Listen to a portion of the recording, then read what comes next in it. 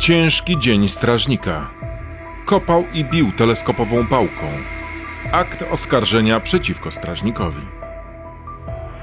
Premier Donald Tusk z apelem do pograniczników. Macie pełne prawo, żeby nie powiedzieć też wręcz obowiązek używać wszystkich dostępnych wam metod, a naszym zadaniem jest, żebyście mieli poczucie bezpieczeństwa prawnego i pełnej akceptacji wszystkich Polaków wtedy, kiedy będziecie bronili nie tylko granicy, ale także swojego życia. Strażnik graniczny skatował Etiopczyków i został oskarżony. O tym, jak do tego doszło, opowiem w tym podcaście.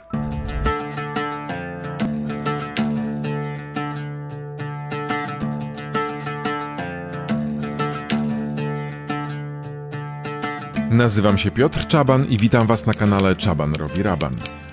Miałem opowiadać o muzyce i przyrodzie. Jednak od 2021 roku informuję głównie o kryzysie humanitarnym, który nadal trwa. I dzieje się tu, gdzie mieszkam, czyli na Podlasiu, na pograniczu polsko-białoruskim. Czasami poruszam też inne, ważne dla mnie tematy.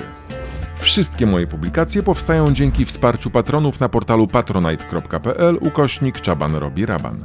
Jeżeli uważasz, że to, co robię, jest ważne, dołącz do tego grona. Z kolei stawiając mi wirtualną kawę na portalach Subpi i Buy Coffee, stawiasz na niezależne dziennikarstwo. Zostaw komentarz, zasubskrybuj ten kanał, włącz powiadomienia. Jeden z uchodźców miał 20 lat, drugi był od niego o 2 lata starszy. Przemęczeni i wystraszeni błąkali się po leśnej drodze niedaleko Białowieży. Gdy zatrzymali ich polscy żołnierze, powiadomili Straż Graniczną. Z placówki w Białowieży wyjechali autem 2 strażnicy. Patrolem dowodził miejscowy funkcjonariusz Adrian J., 20-parolatek od 5 miesięcy na służbie. Woził ze sobą teleskopową pałkę. Jak wyjaśniał w śledztwie, kupił ją sobie sam, na wszelki wypadek. Uderzał nią tak mocno, aż z rany trysnęła krew. Bici Etiopczycy krzyczeli z bólu i strachu. Wtedy Adrian J. się przestraszył. Wyjął apteczkę i pobieżnie opatrzył rany swoim ofiarom. Jesus, we love you too much, too much, too much for the show. Yeah, yeah, yeah. Puszcza Białowieska, czerwiec 2024 roku. Od 3 lat trwa kryzys humanitarny przy granicy z Białorusią. W puszczy przecinają się drogi mieszkańców, ratowników humanitarnych, służb mundurowych, uchodźców i turystów. Tutejsi próbują żyć tak jak zawsze, ale to nie jest możliwe. Słyszy się, że ktoś spotkał wyczerpanych cudzoziemców, ktoś ich nakarmił, ktoś zgłosił do Straży Granicznej. To burzy rytm dnia i spokój. Czasami nawet budzi wyrzuty sumienia. Miejscowi słyszeli również o tym, że migranci i uchodźcy, którzy tu się pojawiają, zostają z nimi na wieczność. Tak jak Abdi z Etiopii czy Mouna Issa Hussein z Syrii. Oni nie przeżyli ucieczki do raju, jakim miała być Europa Zachodnia. Ich wędrówka zakończyła się na białowieskim cmentarzu.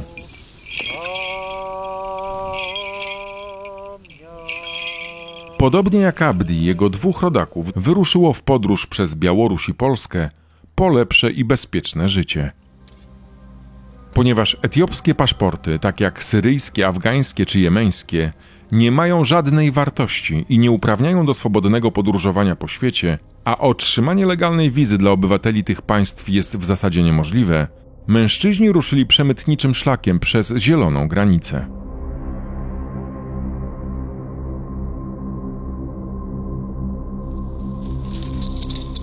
22 czerwca 2024 roku udało się im przejść na polską stronę. Zbliżał się wieczór, mieli już dość uciekania, krycia się w lesie. Niedaleko Białowieży zauważyło ich małżeństwo turystów. Etiopczycy nie bali się, myśleli, że po tej stronie już nic złego ich nie spotka. Para turystów ruszyła w dalszą rowerową przejażdżkę, ale nie zapomniała o migrantach. Kilkaset metrów dalej spotkała kilku żołnierzy. Małżeństwo przekazało wojskowym lokalizację, w której widziało cudzoziemców. Żołnierze służbowym wozem dojechali we wskazane miejsce. Etiopczycy wciąż tam byli. Posłusznie wykonywali polecenia mundurowych. Usiedli na ziemi, nie stawiali oporu podczas przeszukiwań, oddali telefony, w których mieli m.in. kopie swoich paszportów. Żołnierze nie czuli zagrożenia ze strony wyczerpanych migrantów. Zgodnie z procedurami o zatrzymanych powiadomili Straż Graniczną. Z placówki w Białowieży wyjechał autem patrol, dowodzony przez młodego 20-paroletniego funkcjonariusza, Adriana J. Od 5 miesięcy służył w Straży Granicznej. Towarzyszył mu starszy od niego stażem i wiekiem funkcjonariusz, który z placówki z innego regionu Polski został wysłany do Białowieży wraz ze swoim psem służbowym. W takim składzie kilkadziesiąt minut po przyjęciu zgłoszenia strażnicy z czworonogiem przyjechali na miejsce. Przed wyjściem z auta zamaskowali twarze tzw. szalikokominami, tak żeby nawet żołnierze pilnujący Etiopczyków nie mogli ich rozpoznać. Zresztą sami wojskowi w podobny sposób zadbali o swoją anonimowość. Strażnicy kazali uchodźcom wstać i rozebrać się do majtek. Ci posłusznie wykonywali polecenia. Ponownie nie stawiali oporu przy kolejnych przeszukiwaniach. Strażnicy niczego niepokojącego nie znaleźli. W pewnym momencie Adrian J. bez żadnego uprzedzenia zaczął kopać Etiopczyków. Jednego w uda, drugiego w twarz. Kopał czubem buta. Kilkakrotnie. Na tym nie poprzestawał. Wyciągnął teleskopową pałkę, którą ze sobą woził, i zaczął nią bez opamiętania okładać zwłaszcza jednego z Etiopczyków.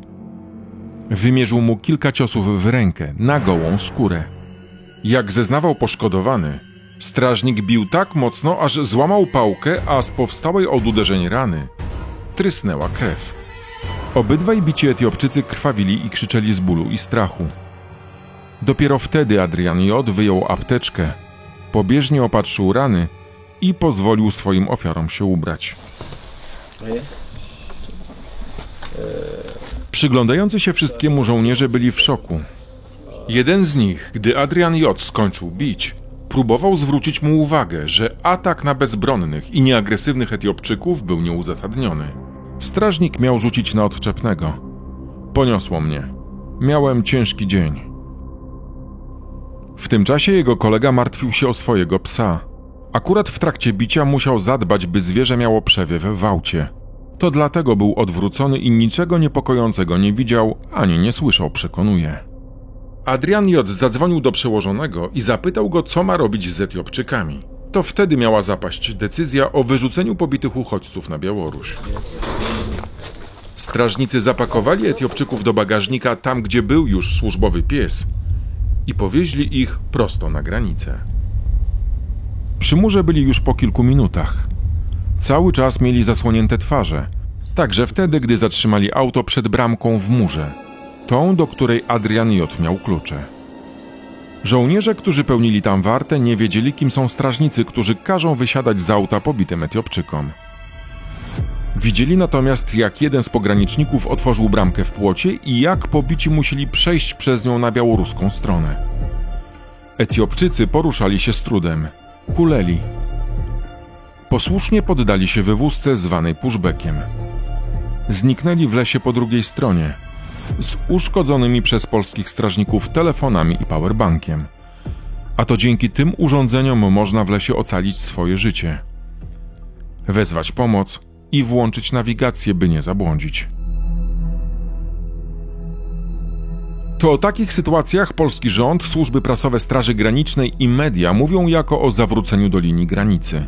Dobranie tych słów w taki sposób pozwala zachować maskę cywilizowanego państwa, które nie splami się prześladowaniami uchodźców i migrantów, nie mówiąc o torturach czy narażaniu ich na śmierć. Zatrzymanie, pobicie i wyrzucenie cudzoziemców do lasu jest akceptowalne nie tylko w Polsce. Podobnie się dzieje na innych granicach Unii Europejskiej. Adrian J. posprzątał po sobie i zadbał o to, by w służbowym notatniku nie pojawiła się żadna wzmianka o zatrzymaniu Etiopczyków, ani tym bardziej o pobiciu i pushbacku. Zresztą z tego, co mówią strażnicy, wynika, że taka jest norma. Nie odnotowują zatrzymań cudzoziemców, spisują dane tylko wylegitymowanych Polaków. Adrian J. miał pecha. Okoliczności skatowania Etiopczyków ujrzały światło dzienne, bo sprawę swoim przełożonym zgłosili żołnierze. ci, którzy zatrzymali ich jako pierwsi. Dwaj pobici nie byli w stanie wydostać się z białoruskiego lasu, spędzili w nim wiele dni. Przetrwać pomogli im uchodźcy z Sudanu, którzy tak jak oni, w pełni uzależnieni od siepaczy Łukaszenki, koczowali po tamtej stronie. W końcu białoruskie służby ponownie przepchnęły Etiopczyków do Polski. Tym razem uchodźcy poprosili o ochronę międzynarodową i trafili do ośrodka dla cudzoziemców w Polsce. Śledczy bez problemu dotarli do nich i poskładali wszystkie puzzle. Wersje ofiar pokryły się ze zgłoszeniem żołnierzy i z badaniami medycznymi. Wciąż mieli widoczne rany po ataku strażnika. Adrian J. próbował się wybielić. Nie mówił nic o kopaniu w twarz. Miał tylko dwukrotnie uderzyć pałką. Dlaczego? Tłumaczył się, że ze strachu, bo podobno Etiopczyk groził jemu i jego rodzinie śmiercią. Grozić miał mu uchodźca, który siedział w samej bieliźnie otoczony żołnierzami i strażnikami. Żaden ze świadków nie potwierdził tego, co mówił Adrian J. Witam Państwa na spotkaniu premiera Donalda Tuska. Obiektami agresji są polscy żołnierze, polscy strażnicy graniczni, funkcjonariuszki, funkcjonariusze i macie pełne prawo, żeby nie powiedzieć też wręcz obowiązek, używać wszystkich dostępnych wam metod. Będziecie przez nas także w takich sytuacjach w pełni wspierani. Nie będziemy się też wahać, jeśli chodzi o pomoc we wszystkich aspektach, także dla tych, którzy będą musieli decydować się na działania najtwardsze. Dlaczego strażnik zamienił się w bestię? Jaki wpływ na jego zachowanie miało zabójstwo polskiego żołnierza, który zmarł miesiąc przed zatrzymaniem Etiopczyków? Czy Adrian J. wziął sobie do serca słowa premiera Donalda Tuska, który przypominał mundurowym na pograniczu: macie pełne prawo używać wszelkich dostępnych metod, kiedy będziecie bronili granicy, ale także swojego życia.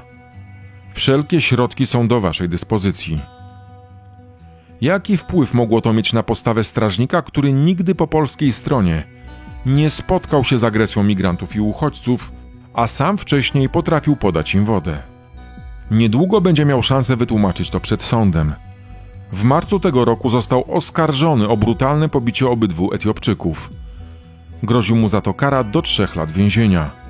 Sprawę rozpatrywać będzie Sąd Rejonowy w Bielsku Podlaskim, jego 7. Wydział Zamiejscowy Karny w Hajnówce. Sąd nie wyznaczył jeszcze terminu pierwszej rozprawy.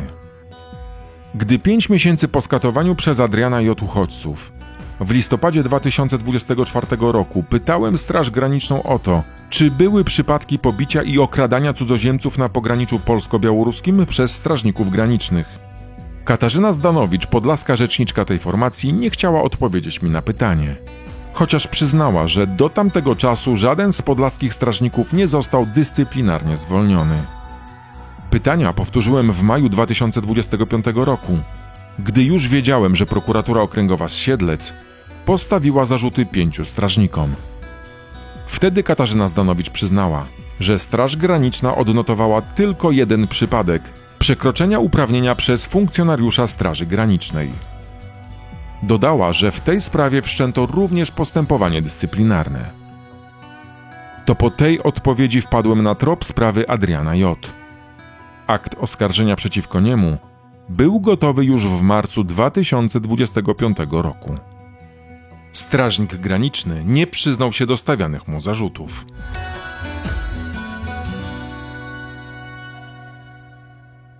Dziękuję Joannie Klimowicz za merytoryczne wsparcie podczas pracy nad tym reportażem. Dziennikarskie śledztwa, przygotowywanie rozmów, podcastów, reportaży, relacji, programów na żywo. To zajęcie jest bardzo czasochłonne, a także kosztowne. Mogę jednak to robić, mogę weryfikować informacje, docierać do źródeł. Mogę poświęcać w 100% swój czas na publikowanie wiarygodnych materiałów, na które powołują się później także ogólnopolskie, a czasami nawet międzynarodowe media. To wszystko mogę robić tylko i wyłącznie dzięki wsparciu moich patronek i patronów, którzy są ze mną nieprzerwanie. Oczywiście nie jest to wsparcie dane raz na zawsze. Zdaję sobie z tego sprawę. Dlatego apeluję do tych, którzy jeszcze nie dołączyli do tego grona. Jeżeli cenicie moją pracę, jeżeli ufacie w to, co robię, Odwiedźcie stronę patronite.pl/Czaban robi raban i dołączcie, jeżeli jesteście w stanie, do grona moich patronów. Możecie również wspierać mnie jednorazowo na portalach subpi.pl i Buy Coffee. Za takie wsparcie również jestem Wam niezmiernie wdzięczny. Wszystkie niezbędne linki znajdziecie w opisie tego nagrania. Honorowym patronem kanału Czaban robi raban jest Piotr Nagłowski. Emil Hakim al-Sammarraj. Do grona moich patronów należą Iga Pękalak, Lucyna Kielmińska, Jadwiga Jędryjas, Katarzyna Więciorek, Maciej Śliwa, Marzena Potepa, Wojtek Trzciński, Dariusz Szary, Wiesława Grecka, Maria Szyszko, Katarzyna Pasek, Michał Słowik, Zofia Malcher, Dzitka Halama, Natalia Nowacka, Katarzyna Klimczak-Pękosz, Katarzyna Kopiec, Barbara Majewska, Katarzyna Mitros, Krystyna Kilde, Małgorzata Szczecina, Jakub Górnicki, Barbara Joanna Mrozińska-Badura, Agnieszka Wrzaskowska, Anna Mrowiec, Małgorzata Grzankowska, Agnieszka B., Aleksandra Szypowska, Daniel Żamojduk, Michał Gre, Kacper Gontar, Karolina Kuzema, Arwo, Paweł Smater, Janusz Bójko, Hanna Kotowska, Agnieszka Grondas, Justyna R., Magda Górak, Tomasz Barczak, Anna Papież, Danuta Dowiat, Katarzyna Sztop-Rutkowska, Sebastian Iwaniec, Anna Machcewicz, Adam, Basia Andrysiak, Małgorzata Magdalena, Hanna Olechnowicz, Magdalena Falkowska, Leleks 200, Julita Białobłocka, Mateusz Wojak, Anita Poddębniak, Grzegorz Zadrożny, Majka Duczko, Krzysztof Jania, Bożena Nowak, Anna Masłowiec, Anna Pasikowska, Agata Sulikowska-Dejena, Ania Pieńkowska, Gosia Drozd, Marek i Magda z Torunia, Gosia Pietrowska, Iwanka Sudek, Krzysztof Biniarz, Anna Oryńska, Karolina Górecka, Maciej, Tomasz Urban, Krystyna Kozioł, Jacek Czernuszenko, Paweł, Lesław Kostulski, Urszula Kołodziejczak, Anna Domanowska, Stanisław Choeft, Urszula Keczma, Joanna Przewłocka, Anna Langowska, Helena Szlezak, Agnieszka Laska, Jerzy Matejko, Weronika Szawara, Marek Durski,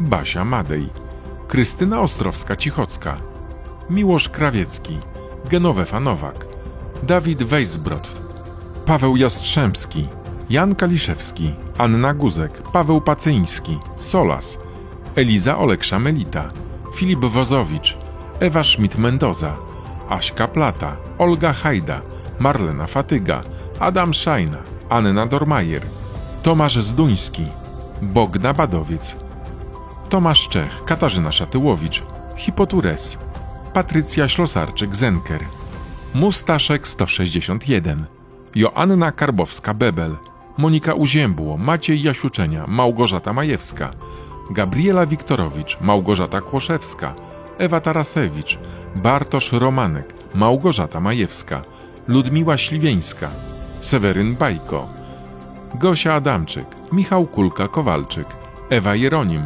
Agnieszka R. Jobda, Agata Bonenberg, Jolanta Tomczak, Anna Godlewska, Dariusz Grochal, Ewa Szymańska, Wojtek Buczyński, Wiola Hitro, Maciej Żurek, Jakub Bielikowski, Krzysztof Esz, Bartosz Kuźmiński, Katarzyna S., Kasia Kruszewska, Iza Brodnicka, Magda Zielińska, Ania Ramut, Małgorzata Wróblewska, Marcin Pankał, Aleksandra Lipowska, Magdalena Babral, Alicja Matuszak, Izabella Lisek, Fan Zbior Komu, Ewa Wdowiak, Małgorzata Staszewska, Magdalena Klemensowicz, Sławek Stocki, Anna Mazan, Marita Adamska, Barbara Pomorska, Beata Walatek, Iza Tarasewicz, Katarzyna Woch, Katarzyna Skakki, Jolanta Malinowska, Aga Lys, Ania Rabczyńska, Dorota Gabała, Adhina Jędrzejczyk, Krzysztof Nowakowski i Adam Karpiuk.